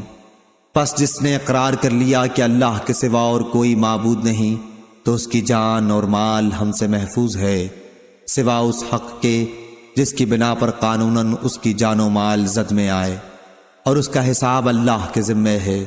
اس کی روایت عمر اور ابن عمر نے بھی نبی کریم صلی اللہ علیہ وسلم سے کی ہے۔ صحیح بخاری حدیث نمبر 2946۔ ابن شہاب نے بیان کیا، کہا کہ مجھے عبد الرحمن بن عبداللہ بن کعب بن مالک نے خبر دی، اور انہیں عبداللہ بن کعب رضی اللہ عنہ نے۔ کعب رضی اللہ عنہ جب نابینا ہو گئے تھے کہ ساتھ ان کے دوسرے صاحبزادوں میں یہی عبداللہ انہیں لے کر راستے میں ان کے آگے آگے چلتے تھے۔ رسول اللہ صلی اللہ علیہ وسلم کا اصول یہ تھا کہ جب آپ کسی غزوے کا ارادہ کرتے تو مصلحت کے لیے دوسرا مقام بیان کرتے تاکہ دشمن کو خبر نہ ہو۔ صحیح بخاری حدیث نمبر 2947۔ عبد الرحمن بن عبداللہ بن کعب بن مالک نے خبر دی، انہوں نے کہا کہ میں نے کعب بن مالک رضی اللہ عنہ سے سنا، آپ بیان کرتے تھے کہ ایسا کم اتفاق ہوتا کہ حضرت صلی اللہ علیہ وسلم کسی جہاد کا قصد کریں اور وہی مقام بیان فرما کر اس کو نہ چھپائیں۔ جب آپ غزوہ تبوک کو جانے لگے تو چونکہ یہ غزوہ بڑی سخت گرمی میں ہونا تھا، لمبا سفر تھا اور جنگلوں کو طے کرنا تھا، اور مقابلہ بھی بہت بڑی فوج سے تھا، اس لیے آپ نے مسلمانوں سے صاف صاف فرما دیا تھا تاکہ دشمن کے مقابلے کے لیے پوری تیاری کر لیں۔ چنانچہ غزوے کے لیے جہاں آپ کو جانا تھا یعنی تبوک، اس کا آپ نے صاف اعلان کر دیا تھا۔ صحیح بخاری حدیث نمبر 2948۔ عبد الرحمن بن کعب بن مالک نے خبر دی کہ حضرت کعب بن مالک رضی اللہ عنہ کہا کرتے تھے کہ کم ایسا ہوتا کہ رسول اللہ صلی اللہ علیہ وسلم کسی سفر میں جمعرات کے سوا اور کسی دن نکلیں۔ صحیح بخاری حدیث نمبر 2949۔ معمر نے خبر دی، انہیں زہری نے، انہیں عبد الرحمن بن کعب بن مالک نے، اور انہیں ان کے والد حضرت کعب بن مالک رضی اللہ عنہ نے کہ نبی کریم صلی اللہ علیہ وسلم غزوہ تبوک کے لیے جمعرات کے دن نکلے تھے۔ آپ جمعرات کے دن سفر کرنا پسند فرماتے تھے۔ صحیح بخاری حدیث نمبر 2950۔ حماد بن زید نے بیان کیا، ان سے ایوب سختیانی نے، ان سے ابو قلابہ نے، اور ان سے انس رضی اللہ عنہ نے کہ نبی کریم صلی اللہ علیہ وسلم نے مدینہ میں ظہر 4 رکعت پڑھی، پھر عصر کی نماز الحلیفہ میں 2 رکعت پڑھی، اور میں نے سنا کہ صحابہ حج اور عمرہ دونوں کا لبیک ایک ساتھ پکار رہے تھے۔ صحیح بخاری حدیث نمبر 2951۔ عبداللہ بن مسلمہ نے بیان کیا امام مالک سے، ان سے یحییٰ بن سعید نے، ان سے عمرہ بنت عبد الرحمن نے، اور ان سے عائشہ رضی اللہ عنہا نے بیان کیا کہ مدینہ سے حجۃ الوداع کے لیے رسول کریم صلی اللہ علیہ وسلم کے ساتھ ہم اس وقت نکلے جب ذی قعدہ کے 5 دن باقی تھے۔ ہفتے کے دن ہمارا مقصد حج کے سوا اور کچھ بھی نہ تھا۔ جب ہم مکے سے قریب ہوئے تو رسول کریم صلی اللہ علیہ وسلم نے حکم فرمایا کہ جس کے ساتھ قربانی کا جانور نہ ہو، جب وہ بیت اللہ کے طواف اور صفا اور مروہ کی سعی سے فارغ ہو جائے تو احرام کھول دے، پھر حج کے لیے بعد میں احرام باندھے۔ حضرت عائشہ رضی اللہ عنہا نے کہا کہ 10ویں ذی الحج کو ہمارے یہاں گائے کا گوشت آیا۔ میں نے پوچھا کہ گوشت کیسا ہے، تو بتایا گیا کہ رسول کریم صلی اللہ علیہ وسلم نے اپنی بیویوں کی طرف سے جو گائے قربان کی ہے یہ اسی کا گوشت ہے۔ یحییٰ نے بیان کیا کہ میں نے اس کے بعد اس حدیث کا ذکر قاسم بن محمد سے کیا تو انہوں نے بتایا کہ قسم اللہ کی، عمرہ بنت عبد الرحمن نے تم سے یہ حدیث ٹھیک ٹھیک بیان کی ہے۔ صحیح بخاری حدیث نمبر 2952۔ ظاہری نے بیان کیا ان سے عبید اللہ نے اور ان سے ابن عباس رضی اللہ عنہ نے کہ نبی کریم صلی اللہ علیہ وسلم فتح مکہ کے لیے مدینے سے رمضان میں نکلے اور روزے سے تھے۔ جب آپ مقام قدید پر پہنچے تو آپ نے افطار کیا۔ سفیان نے کہا کہ ظاہری نے بیان کیا، انہیں عبید اللہ نے خبر دی اور انہیں ابن عباس رضی اللہ عنہ نے پھر یہی حدیث بیان کی۔ صحیح بخاری حدیث نمبر 2953۔ عمرو بن حارث نے خبر دی، انہیں بکیر نے، انہیں سلیمان بن یسار نے اور ان سے ابو ہریرہ رضی اللہ عنہ نے بیان کیا کہ رسول اللہ صلی اللہ علیہ وسلم نے ہمیں ایک فوج میں بھیجا اور ہدایت فرمائی کہ اگر فلاں 2 قریشی حباب بن اسود اور نافع بن عبد عمر جن کا آپ نے نام لیا تم کو مل جائیں تو انہیں آگ میں جلا دینا۔ ابو ہریرہ رضی اللہ عنہ نے کہا کہ جب ہم آپ کی خدمت میں آپ سے رخصت ہونے کی اجازت کے لیے حاضر ہوئے اس وقت آپ نے فرمایا کہ میں نے تمہیں پہلے ہدایت کی تھی کہ فلاں فلاں قریشی اگر تمہیں مل جائیں تو انہیں آگ میں جلا دینا، لیکن یہ حقیقت ہے کہ آگ کی سزا دینا اللہ تعالیٰ کے سوا کسی کے لیے سزاوار نہیں ہے، اس لیے اگر وہ تمہیں مل جائیں تو انہیں قتل کر دینا، آگ میں نہ جلانا۔ صحیح بخاری حدیث نمبر 2954۔ عبید اللہ عمری نے بیان کیا ان سے نافع نے اور ان سے عبداللہ بن عمر رضی اللہ عنہ نے نبی کریم صلی اللہ علیہ وسلم کے حوالے سے دوسری سند، اور مجھ سے محمد بن صباح نے بیان کیا، کہا ہم سے اسماعیل بن زکریا نے بیان کیا، ان سے عبید اللہ نے، ان سے نافع نے، ان سے ابن عمر رضی اللہ عنہ نے کہ نبی کریم صلی اللہ علیہ وسلم نے فرمایا خلیفہ وقت کے احکام سننا اور انہیں بجا لانا ہر مسلمان کے لیے واجب ہے جب تک کہ گناہ کا حکم نہ دیا جائے۔ اگر گناہ کا حکم دیا جائے تو پھر نہ اسے سننا چاہیے اور نہ اس پر عمل کرنا چاہیے۔ صحیح بخاری حدیث نمبر 2955۔ اعرج نے بیان کیا اور انہوں نے ابو ہریرہ رضی اللہ عنہ سے سنا، انہوں نے نبی کریم صلی اللہ علیہ وسلم سے سنا، آپ فرماتے تھے کہ ہم لوگ گو دنیا میں سب سے پیچھے آئے لیکن آخرت میں جنت میں سب سے آگے ہوں گے۔ صحیح بخاری حدیث نمبر 2956۔ جویریہ نے بیان کیا ان سے نافع نے اور ان سے عبداللہ بن عمر رضی اللہ عنہ نے کہ صلح حدیبیہ کے بعد جب ہم دوسرے سال پھر آئے تو ہم میں سے جنہوں نے صلح حدیبیہ کے موقع پر حضرت صلی اللہ علیہ وسلم سے بیعت کی تھی 2 شخص بھی اس درخت کی نشاندہی پر متفق نہیں ہو سکے جس کے نیچے ہم نے رسول اللہ صلی اللہ علیہ وسلم سے بیعت کی تھی، اور یہ صرف اللہ کی رحمت تھی۔ جویریہ نے کہا میں نے نافع سے پوچھا حضرت صلی اللہ علیہ وسلم نے صحابہ سے کس بات پر بیعت کی تھی؟ کیا موت پر لی تھی؟ فرمایا کہ نہیں بلکہ صبر و استقامت پر بیعت لی تھی۔ صحیح بخاری حدیث نمبر 2958۔ وہیب نے بیان کیا، کہا ہم سے عمرو بن یحییٰ نے، ان سے عباد بن تمیم نے اور ان سے عبداللہ بن زید رضی اللہ عنہ نے بیان کیا کہ ہراہ کی لڑائی کے زمانے میں ایک صاحب ان کے پاس آئے اور کہا کہ عبداللہ بن حنظلہ لوگوں سے یزید کے خلاف موت پر بیعت لے رہے ہیں، تو انہوں نے کہا کہ رسول اللہ صلی اللہ علیہ وسلم کے بعد اب میں موت پر کسی سے بیعت نہیں کروں گا۔ صحیح بخاری حدیث نمبر 2959۔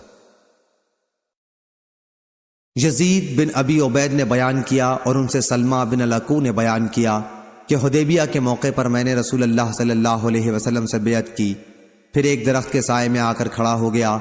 جب لوگوں کا ہجوم کم ہوا تو حضرت صلی اللہ علیہ وسلم نے دریافت کیا ابن الاکوع کیا بیعت نہیں کرو گے؟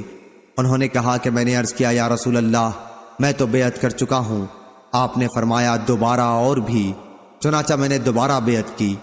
یزید بن ابی عبید اللہ کہتے ہیں کہ میں نے سلمہ بن الاکوع رضی اللہ عنہ سے پوچھا ابو مسلم اس دن آپ حضرات نے کس بات پر بیعت کی تھی؟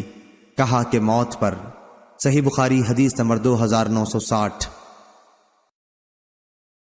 حمید نے بیان کیا اور انہوں نے انس رضی اللہ عنہ سے سنا، آپ بیان کرتے تھے کہ انصار خندق کھودتے ہوئے غزوہ خندق کے موقع پر کہتے تھے ہم وہ لوگ ہیں جنہوں نے محمد صلی اللہ علیہ وسلم سے جہاد پر بیعت کی ہے ہمیشہ کے لیے جب تک ہمارے جسم میں جان ہے۔ حضرت صلی اللہ علیہ وسلم نے اس کے جواب میں یوں فرمایا، اے اللہ زندگی تو بس آخرت ہی کی زندگی ہے، پس تو آخرت میں انصار اور مہاجرین کا اکرام فرمانا۔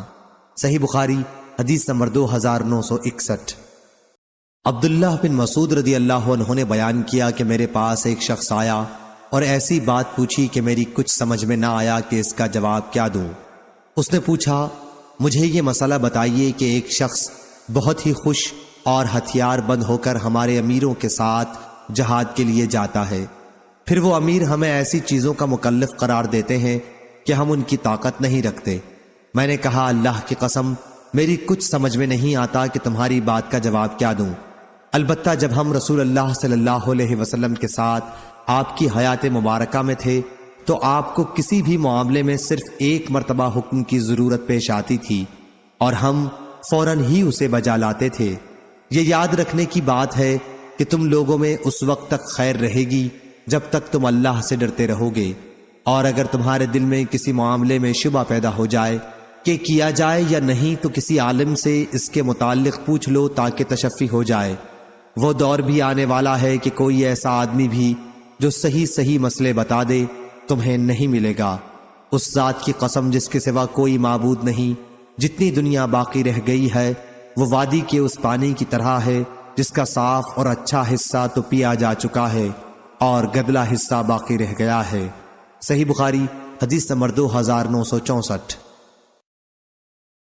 موسیٰ بن عقبہ نے بیان کیا ان سے عمر بن عبید اللہ کے غلام سالم ابی نظر نے، سالم ان کے منشی تھے، بیان کیا کہ عبداللہ بن ابی اوفا رضی اللہ عنہ نے انہیں ایک خط لکھا اور میں نے اسے پڑھا کہ رسول اللہ صلی اللہ علیہ وسلم نے ایک جہاد کے موقع پر جس میں لڑائی بھی ہوئی تھی سورج کے ڈھلنے تک جنگ شروع نہیں کی۔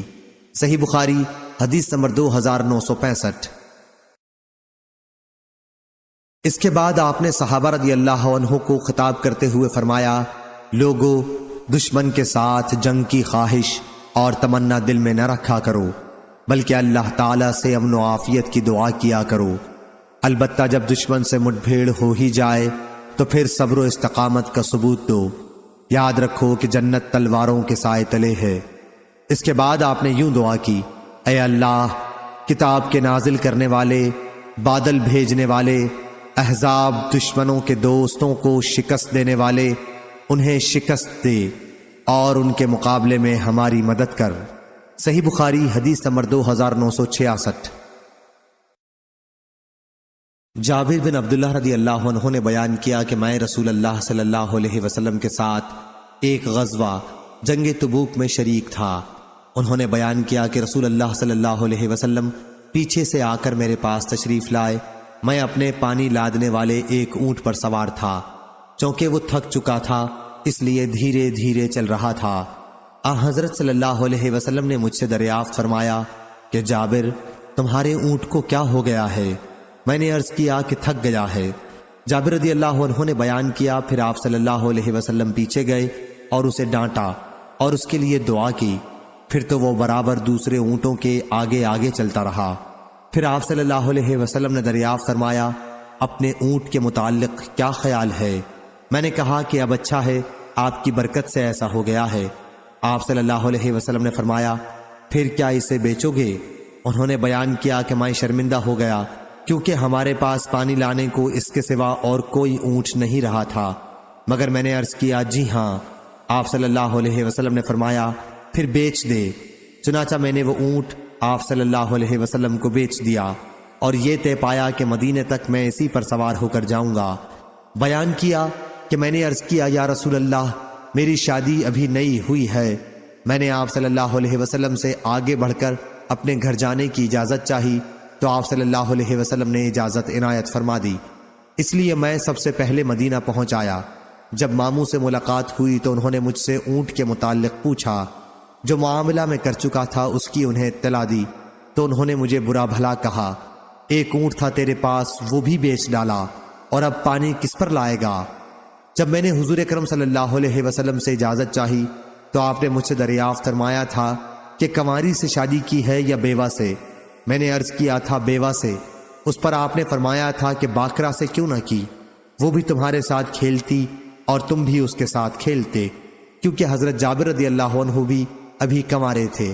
میں نے کہا یا رسول اللہ میرے باپ کی وفات ہو گئی ہے، یا یہ کہا کہ وہ احد میں شہید ہو چکے ہیں اور میری چھوٹی چھوٹی بہنیں ہیں، اس لیے مجھے اچھا نہیں معلوم ہوا کہ انہی جیسی کسی لڑکی کو بیاہ کے لاؤں جو نہ انہیں ادب سکھا سکے نہ ان کی نگرانی کر سکے۔ اس لیے میں نے بیوہ سے شادی کی تاکہ وہ ان کی نگرانی کرے اور انہیں ادب سکھائے۔ انہوں نے بیان کیا، کہا پھر جب نبی کریم صلی اللہ علیہ وسلم مدینہ پہنچے تو صبح کے وقت میں اسی اونٹ پر آپ کی خدمت میں حاضر ہوا۔ حضرت صلی اللہ علیہ وسلم نے مجھے اونٹ کی قیمت عطا فرمائی اور پھر وہ اونٹ بھی واپس کر دیا۔ مغیرہ راوی نے کہا کہ ہمارے نزدیک بائع میں یہ شرط لگانا اچھا ہے، کچھ برا نہیں۔ صحیح بخاری حدیث نمبر 2967۔ قتادہ نے بیان کیا اور ان سے انس بن مالک رضی اللہ عنہ نے بیان کیا کہ مدینہ میں ایک دفعہ کچھ دہشت پھیل گئی تو رسول اللہ صلی اللہ علیہ وسلم ابو طلحہ کے گھوڑے پر سوار ہو کر حالات معلوم کرنے کے لیے سب سے آگے تھے۔ پھر آپ صلی اللہ علیہ وسلم نے فرمایا کہ ہم نے تو کوئی بات نہیں دیکھی، البتہ اس گھوڑے کو ہم نے دوڑنے میں دریا کی روانی جیسا تیز پایا ہے۔ صحیح بخاری حدیث نمبر 2968۔ جریر بن حازم نے بیان کیا، ان سے محمد نے اور ان سے انس بن مالک رضی اللہ عنہ نے بیان کیا کہ مدینہ میں لوگوں میں دہشت پھیل گئی تھی تو رسول اللہ صلی اللہ علیہ وسلم ابو طلحہ رضی اللہ عنہ کے ایک گھوڑے پر جو بہت سست تھا سوار ہوئے اور تنہا ایڑ لگاتے ہوئے آگے بڑھے۔ صحابہ رضی اللہ عنہم بھی آپ کے پیچھے سوار ہو کر نکلے۔ اس کے بعد واپسی پر حضرت صلی اللہ علیہ وسلم نے فرمایا، خوفزدہ ہونے کی کوئی بات نہیں ہے، البتہ یہ گھوڑا دریا ہے۔ اس دن کے بعد پھر وہ گھوڑا دوڑ وغیرہ کے موقع پر کبھی پیچھے نہیں رہا۔ صحیح بخاری حدیث نمبر 2969۔ سفیان نے بیان کیا کہ میں نے مالک بن انس سے سنا، انہوں نے زید بن اسلم سے پوچھا تھا اور زید نے کہا کہ میں نے اپنے باپ سے سنا تھا۔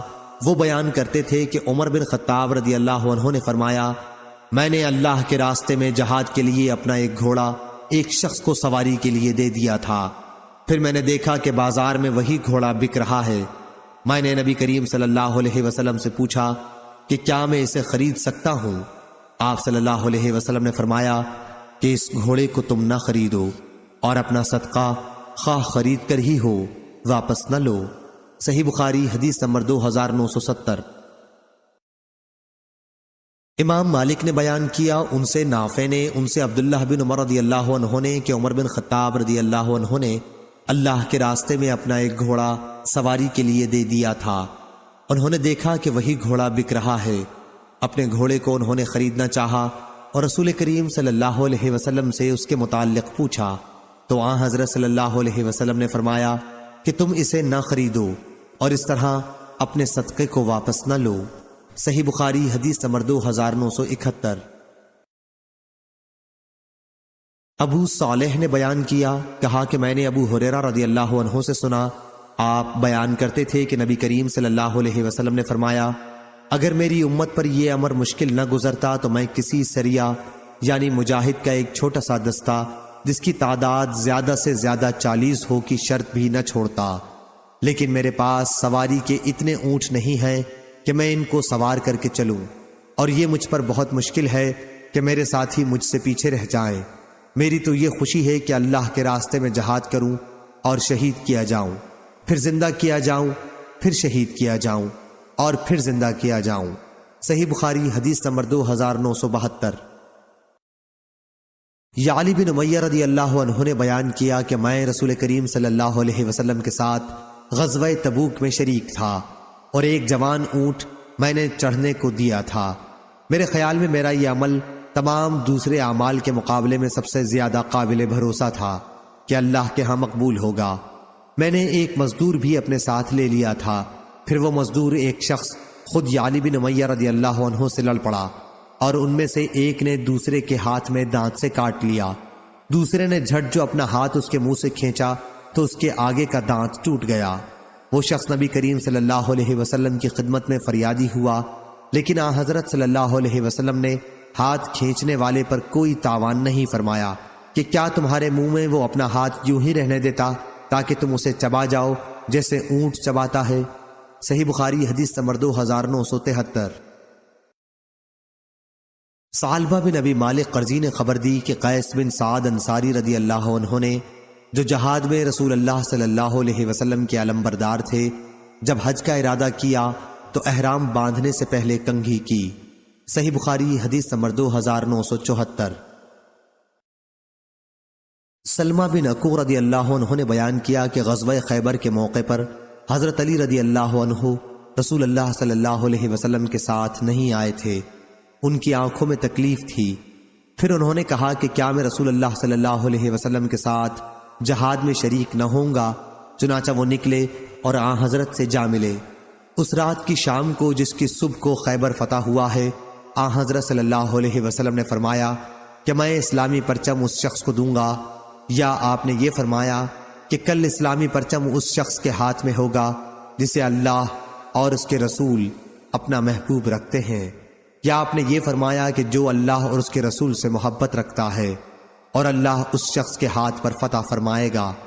پھر حضرت علی رضی اللہ عنہ بھی آ گئے، حالانکہ ان کی آنے کی ہمیں کوئی امید نہ تھی کیونکہ وہ آشوب چشم میں مبتلا تھے۔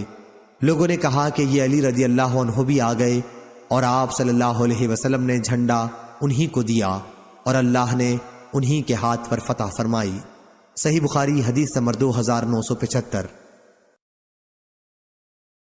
اسامہ نے بیان کیا، ان سے ہشام بن عروہ نے، ان سے ان کے باپ نے، اور ان سے نافع بن جبیر نے بیان کیا کہ میں نے سنا کہ حضرت عباس رضی اللہ عنہ حضرت زبیر رضی اللہ عنہ سے کہہ رہے تھے کہ کیا یہاں پر نبی کریم صلی اللہ علیہ وسلم نے آپ کو پرچم نصب کرنے کا حکم فرمایا تھا؟ صحیح بخاری حدیث نمبر 2976۔ لیث نے بیان کیا، ان سے عقیل نے، ان سے ابن شہاب نے، ان سے سعید بن مسیب نے، اور ان سے ابو ہریرہ رضی اللہ عنہ نے بیان کیا کہ رسول اللہ صلی اللہ علیہ وسلم نے فرمایا، مجھے جامع کلام جس کی عبارت مختصر اور فصیح و بلیغ ہو اور معنی بہت وسیع ہو دے کر بھیجا گیا ہے، اور رعب کے ذریعے میری مدد کی گئی ہے۔ میں سویا ہوا تھا کہ زمین کے خزانوں کی کنجیاں میرے پاس لائی گئیں اور میرے ہاتھ پر رکھ دی گئیں۔ حضرت ابو ہریرہ رضی اللہ عنہ نے فرمایا کہ رسول اللہ صلی اللہ علیہ وسلم تو اپنے رب کے پاس جا چکے، اور جن خزانوں کی وہ کنجیاں تھیں انہیں اب تم نکال رہے ہو۔ صحیح بخاری حدیث نمبر 2977۔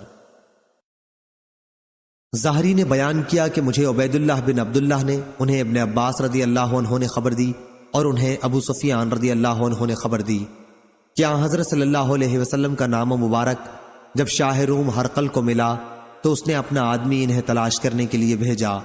یہ لوگ اس وقت ایلیا میں ٹھہرے ہوئے تھے۔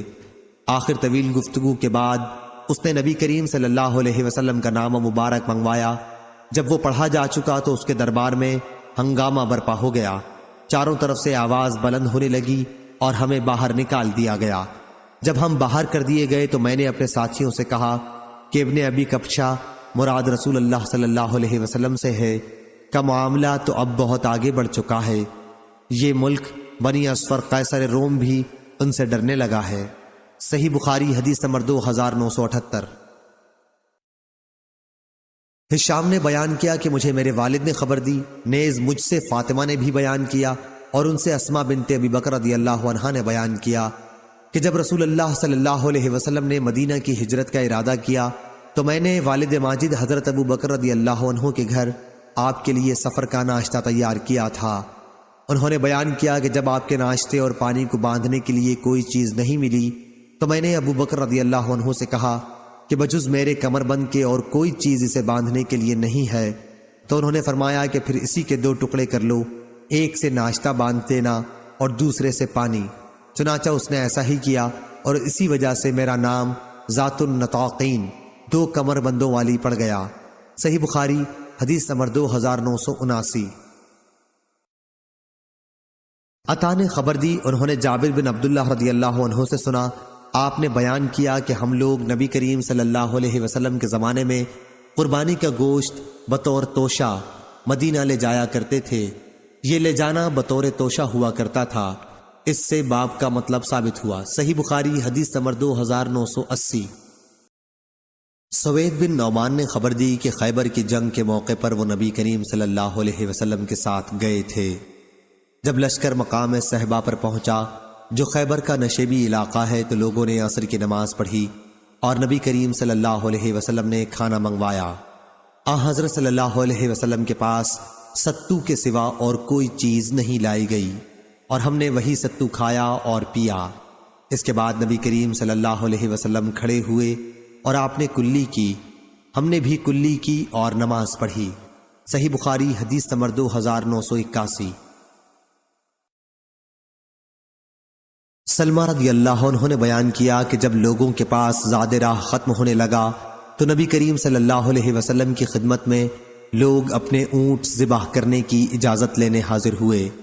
آپ صلی اللہ علیہ وسلم نے اجازت دے دی۔ اتنے میں حضرت عمر رضی اللہ عنہ سے ان کی ملاقات ہوئی۔ اس اجازت کی اطلاع انہیں بھی ان لوگوں نے دی۔ عمر رضی اللہ عنہ نے سن کر کہا، ان اونٹوں کے بعد پھر تمہارے پاس باقی کیا رہ جائے گا، کیونکہ انہی پر سوار ہو کر اتنی دور دراز کی مسافت بھی تو طے کرنی تھی۔ اس کے بعد عمر رضی اللہ عنہ نبی کریم صلی اللہ علیہ وسلم کی خدمت میں حاضر ہوئے اور عرض کیا، یا رسول اللہ، لوگ اگر اپنے اونٹ بھی ذبح کر دیں گے تو پھر اس کے بعد ان کے پاس باقی کیا رہ جائے گا؟ آپ صلی اللہ علیہ وسلم نے فرمایا، پھر لوگوں میں اعلان کر دو کہ اونٹوں کو ذبح کرنے کے بجائے اپنا بچا کھچا توشہ لے کر یہاں آ جائیں۔ سب لوگوں نے جو کچھ بھی ان کے پاس کھانے کی چیز باقی بچ گئی تھی حضرت صلی اللہ علیہ وسلم کے سامنے لا کر رکھ دی۔ آپ صلی اللہ علیہ وسلم نے دعا فرمائی اور اس میں برکت ہوئی۔ پھر سب کو ان کے برتنوں کے ساتھ آپ نے بلایا، سب نے بھر بھر کر اس میں سے لیا، اور جب سب لوگ فارغ ہو گئے تو رسول اللہ صلی اللہ علیہ وسلم نے فرمایا کہ میں گواہی دیتا ہوں کہ اللہ تعالیٰ کے سوا اور کوئی معبود نہیں، اور میں اللہ کا رسول ہوں۔ صحیح بخاری حدیث نمبر 2982۔ عبدہ نے خبر دی، انہیں ہشام نے، انہیں وہب بن کیسان نے، اور ان سے جابر رضی اللہ عنہ نے بیان کیا کہ ہم ایک غزوہ پر نکلے، ہماری تعداد 300 تھی، ہم اپنا راشن اپنے کندھوں پر اٹھائے ہوئے تھے۔ آخر ہمارا توشہ جب تقریباً ختم ہو گیا تو ایک شخص کو روزانہ صرف 1 کھجور کھانے کو ملنے لگی۔ ایک شاگرد نے پوچھا، اے ابو عبداللہ، جابر رضی اللہ عنہ 1 کھجور سے بھلا ایک آدمی کا کیا بنتا ہوگا؟ انہوں نے فرمایا کہ اس کی قدر ہمیں اس وقت معلوم ہوئی جب 1 کھجور بھی باقی نہیں رہ گئی تھی۔ اس کے بعد ہم دریا پر آئے تو ایک ایسی مچھلی جسے دریا نے باہر پھینک دیا تھا، اور ہم 18 دن تک خوب جی بھر کر اسی کو کھاتے رہے۔ صحیح بخاری حدیث نمبر 2983۔ ابن ابی ملیکہ نے بیان کیا اور ان سے عائشہ رضی اللہ عنہا نے کہ انہوں نے عرض کیا، یا رسول اللہ صلی اللہ علیہ وسلم، آپ کے اصحاب حج اور عمرہ دونوں کر کے واپس جا رہے ہیں اور میں صرف حج کر پائی ہوں۔ اس پر حضرت صلی اللہ علیہ وسلم نے فرمایا کہ پھر جاؤ عمرہ کراؤ۔ عبد الرحمن رضی اللہ عنہ، عائشہ رضی اللہ عنہا کے بھائی، تمہیں اپنی سواری کے پیچھے بٹھا لیں گے۔ چنانچہ آپ نے عبد الرحمن رضی اللہ عنہ کو حکم دیا کہ تنعیم سے احرام باندھ کر عائشہ رضی اللہ عنہا کو عمرہ کرا لائیں۔ رسول اللہ صلی اللہ علیہ وسلم نے اس عرصے میں مکے کے بالائی علاقے پر ان کا انتظار کیا یہاں تک کہ وہ آ گئیں۔ صحیح بخاری حدیث نمبر 2984۔ عمرو بن دینار نے بیان کیا، ان سے عمرو بن عوس نے، اور ان سے عبد الرحمن بن ابی بکر صدیق رضی اللہ عنہ نے بیان کیا کہ مجھے نبی کریم صلی اللہ علیہ وسلم نے حکم دیا تھا کہ اپنی سواری پر اپنے پیچھے حضرت عائشہ رضی اللہ عنہا کو بٹھا کر لے جاؤں اور تنعیم سے احرام باندھ کر عمرہ کرا لاؤں۔ صحیح بخاری حدیث نمبر 2985۔ ایوب نے بیان کیا، ان سے ابو قلابہ نے اور ان سے انس رضی اللہ عنہ نے بیان کیا کہ میں ابو طلحہ رضی اللہ عنہ کی سواری پر ان کے پیچھے بیٹھا ہوا تھا۔ تمام صحابہ حج اور عمرہ دونوں ہی کے لیے ایک ساتھ لبیک کہہ رہے تھے۔ صحیح بخاری حدیث نمبر 2986۔ ابو صفوان نے بیان کیا، ان سے یونس بن یزید نے، ان سے ابن شہاب نے، ان سے عروہ نے، ان سے اسامہ بن زید رضی اللہ عنہ نے کہ رسول کریم صلی اللہ علیہ وسلم ایک گدھے پر اس کی پالان رکھ کر سوار ہوئے جس پر ایک چادر بچھی ہوئی تھی، اور اسامہ رضی اللہ عنہ کو آپ نے اپنے پیچھے بٹھا رکھا تھا۔ صحیح بخاری حدیث نمبر 2987۔ نافع نے خبر دی اور انہیں عبداللہ بن عمر رضی اللہ عنہ نے کہ فتح مکہ کے موقع پر رسول کریم صلی اللہ علیہ وسلم مکے کے بالائی علاقے سے اپنی سواری پر تشریف لائے۔ اسامہ رضی اللہ عنہ کو آپ نے اپنی سواری پر پیچھے بٹھا دیا تھا، اور آپ کے ساتھ بلال رضی اللہ عنہ بھی تھے، اور عثمان بن طلحہ رضی اللہ عنہ بھی جو کعبے کے کلید بردار تھے۔ حضرت صلی اللہ علیہ وسلم نے مسجد الحرام میں اپنی سواری بٹھا دی اور عثمان رضی اللہ عنہ سے کہا کہ بیت اللہ الحرام کی کنجی لائیں، اور عثمان رضی اللہ عنہ سے کہا کہ بیت اللہ الحرام کی کنجی لائیں۔ انہوں نے کعبے کا دروازہ کھول دیا اور رسول کریم صلی اللہ علیہ وسلم اندر داخل ہو گئے۔ آپ صلی اللہ علیہ وسلم کے ساتھ اسامہ، بلال اور عثمان رضی اللہ عنہم بھی تھے۔ آپ کافی دیر تک اندر ٹھہرے رہے، اور جب باہر تشریف لائے تو صحابہ نے اندر جانے کے لیے ایک دوسرے سے آگے ہونے کی کوشش کی۔ سب سے پہلے اندر داخل ہونے والے عبداللہ بن عمر رضی اللہ عنہ تھے۔ انہوں نے بلال کو دروازے کے پیچھے کھڑا پایا اور ان سے پوچھا کہ حضرت صلی اللہ علیہ وسلم نے کہاں نماز پڑھی ہے۔ انہوں نے اس جگہ کی طرف اشارہ کیا جہاں حضرت صلی اللہ علیہ وسلم نے نماز پڑھی تھی۔ حضرت عبداللہ بن عمر رضی اللہ عنہ نے بیان کیا کہ مجھے یہ پوچھنا یاد نہیں رہا کہ حضرت صلی اللہ علیہ وسلم نے کتنی رکعتیں پڑھی تھیں۔ صحیح بخاری حدیث نمبر 2988۔ معمر نے خبر دی، انہیں حمام نے اور ان سے ابو ہریرہ رضی اللہ عنہ نے بیان کیا کہ رسول اللہ صلی اللہ علیہ وسلم نے فرمایا، انسان کے ہر ایک جوڑ پر صدقہ لازم ہوتا ہے ہر دن جس میں سورج طلوع ہوتا ہے، پھر اگر وہ انسانوں کے درمیان انصاف کر دے تو یہ بھی ایک صدقہ ہے، اور کسی کو سواری کے معاملے میں اگر مدد پہنچائے اس طرح پر کہ اسے اس پر سوار کرائے یا اس کا سامان اٹھا کر رکھ دے تو یہ بھی ایک صدقہ ہے، اور اچھی بات منہ سے نکالنا بھی ایک صدقہ ہے، اور ہر قدم جو نماز کے لیے اٹھتا ہے وہ بھی صدقہ ہے، اور اگر کوئی راستے سے کسی تکلیف دینے والی چیز کو ہٹا دے تو یہ بھی ایک صدقہ ہے۔ صحیح بخاری حدیث نمبر 2989۔ عبداللہ بن مسلمہ نے بیان کیا، ان سے امام مالک نے، ان سے نافع نے اور ان سے عبداللہ بن عمر رضی اللہ عنہ نے کہ رسول اللہ صلی اللہ علیہ وسلم نے دشمن کے علاقے میں قرآن مجید لے کر جانے سے منع فرمایا تھا۔ صحیح بخاری حدیث نمبر 2990۔ سفیان بن عینہ نے بیان کیا، ان سے ایوب سختیانی نے، ان سے محمد بن سیرین نے اور ان سے انس رضی اللہ عنہ نے بیان کیا کہ صبح ہوئی تو نبی کریم صلی اللہ علیہ وسلم خیبر میں داخل تھے۔ اتنے میں وہاں کے رہنے والے یہودی پھاوڑے اپنی گردنوں پر لیے ہوئے نکلے۔ جب حضرت صلی اللہ علیہ وسلم کو مائے آپ کے لشکر کے دیکھا تو چلا اٹھے کہ یہ محمد لشکر کے ساتھ آ گئے، محمد لشکر کے ساتھ، محمد لشکر کے ساتھ صلی اللہ علیہ وسلم۔ چنانچہ وہ سب بھاگ کر قلعہ میں پناہ گزیں ہو گئے۔ اس وقت نبی کریم صلی اللہ علیہ وسلم نے اپنے ہاتھ اٹھائے اور نعرہ تکبیر بلند فرمایا۔ ساتھ ہی ارشاد ہوا کہ خیبر تو تباہ ہو چکا، کہ جب کسی قوم کے آنگن میں ہم اتر آتے ہیں تو ڈرائے ہوئے لوگوں کی صبح بری ہو جاتی ہے۔ اور انس رضی اللہ عنہ نے بیان کیا کہ ہم کو گدھے مل گئے اور ہم نے انہیں ذبح کر کے پکانا شروع کر دیا کہ نبی کریم صلی اللہ علیہ وسلم کے منادی نے پکارا کہ اللہ اور اس کے رسول صلی اللہ علیہ وسلم تمہیں گدھے کے گوشت سے منع کرتے ہیں۔ چنانچہ ہانڈیوں میں جو کچھ تھا سب الٹ دیا گیا۔ اس روایت کے مطابق علی نے سفیان سے کی ہے کہ رسول اللہ صلی اللہ علیہ وسلم نے اپنے دونوں ہاتھ اٹھائے تھے۔ صحیح بخاری حدیث نمبر 2991۔ سفیان بن عینہ نے بیان کیا، ان سے عاصم نے، ان سے ابو عثمان نے، ان سے ابو موسیٰ اشعری رضی اللہ عنہ نے کہ ہم ایک سفر میں رسول اللہ صلی اللہ علیہ وسلم کے ساتھ جب ہم کسی وادی میں اترتے تو لا الہ الا اللہ اور اللہ اکبر کہتے اور ہماری آواز بلند ہو جاتی، اس لیے آن حضرت صلی اللہ علیہ وسلم نے فرمایا، اے لوگو اپنی جانوں پر رحم کھاؤ، کیونکہ تم کسی بہرے یا غائب خدا کو نہیں پکار رہے ہو، وہ تو تمہارے ساتھ ہی ہے، بے شک وہ سننے والا اور تم سے بہت قریب ہے، برکتوں والا ہے، اس کا نام اور اس کی عظمت بہت ہی بڑی ہے۔ صحیح بخاری حدیث نمبر 2992۔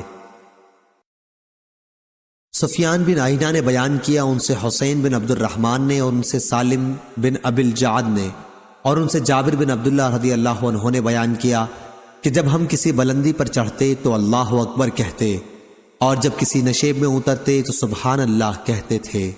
صحیح بخاری حدیث نمبر 2993۔ شعبہ نے بیان کیا، ان سے حسین نے، ان سے سالم نے، اور ان سے جابر رضی اللہ عنہ نے بیان کیا کہ جب ہم بلندی پر چڑھتے تو اللہ اکبر کہتے اور نشیب میں اترتے تو سبحان اللہ کہتے تھے۔ صحیح بخاری حدیث نمبر 2994۔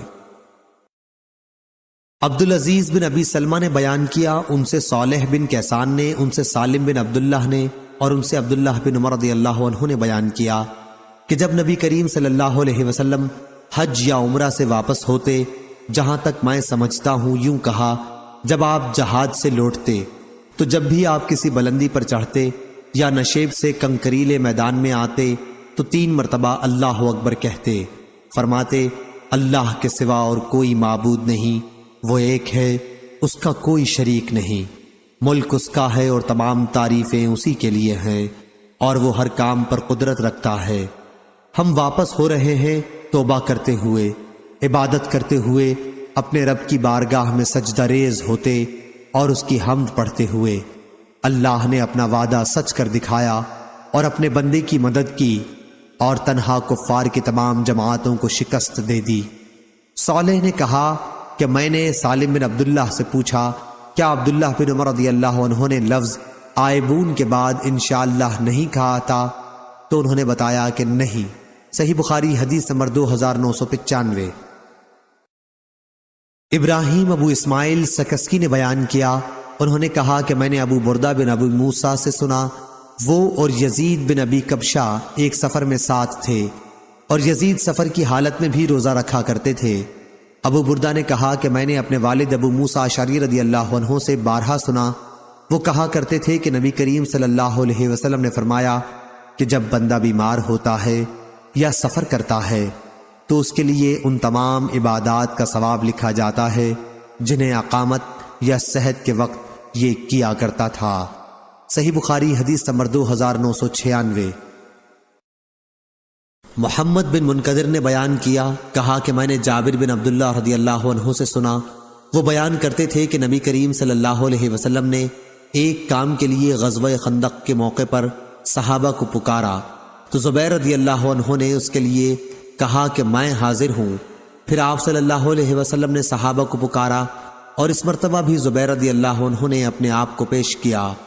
آپ صلی اللہ علیہ وسلم نے پھر پکارا اور پھر زبیر رضی اللہ عنہ نے اپنے آپ کو پیش کیا۔ رسول اللہ صلی اللہ علیہ وسلم نے آخر فرمایا کہ ہر نبی کے حواری ہوتے ہیں، میرے حواری زبیر ہیں۔ سفیان نے کہا کہ حواری کے معنی معاون مددگار کے ہیں یا وفادار محرم راز کو حواری کہا گیا ہے۔ صحیح بخاری حدیث نمبر 2997۔